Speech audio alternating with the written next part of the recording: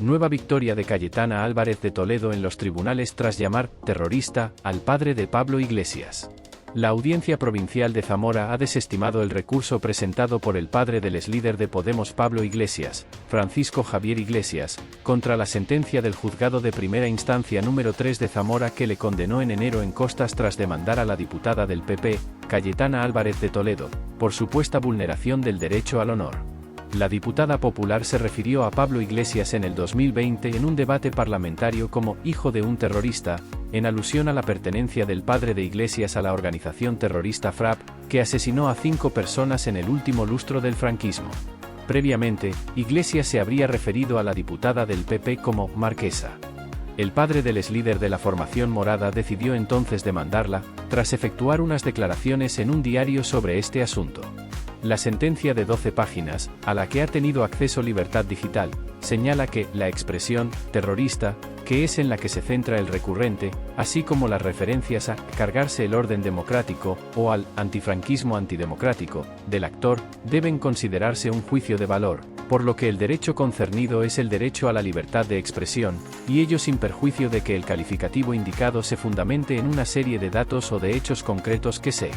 exponen la citada entrevista, como son la militancia del señor Iglesias en una organización, el FRAP, de la que la demandada afirma que es una organización terrorista.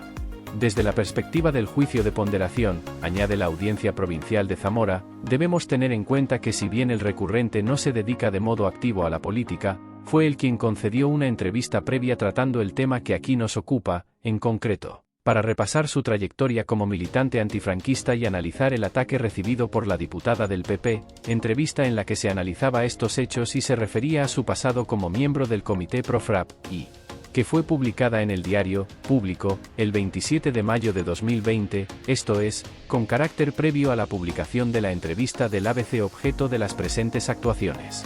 A pesar de que el recurrente refiere que su militancia política está ya pasada, por lo que entiende que la sentencia impugnada yerra al entender que las expresiones vertidas lo han sido dentro del contexto general y clima de discusión política, y del enfrentamiento político y dialéctico entre el padre del vicepresidente del gobierno y la parlamentaria y portavoz del Partido Popular, fue el propio recurrente el que realizó una entrevista previa tratando el tema de su militancia política y abordando el tema que ahora califica de carente de interés, sin que podamos obviar, por ser público y conocido, que un año antes el recurrente se había presentado a las elecciones municipales de esta localidad en la lista del partido político liderado por su hijo, resalta la audiencia.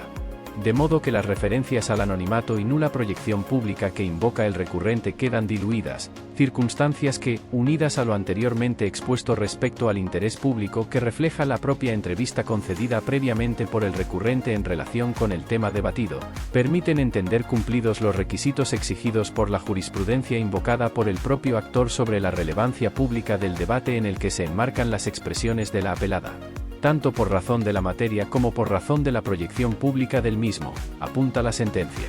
Las palabras enmarcadas en la libertad de expresión. En base a los argumentos anteriormente expuestos, debemos concluir que las manifestaciones de la demandada, en el contexto en el que se vierten y en la forma en que se expresan, no revisten trascendencia suficiente desde el ángulo del carácter injurioso, insultante o desproporcionado, dado que no son más que el reflejo de un juicio de valor u opinión de la entrevistada, y como tal quedan enmarcadas en la libertad de expresión que le ampara. Consecuentemente ha de desestimarse el recurso interpuesto, concluye. En este caso, la Audiencia Provincial de Zamora no condena en costas a Francisco Javier Iglesias, que aún puede recurrir la sentencia.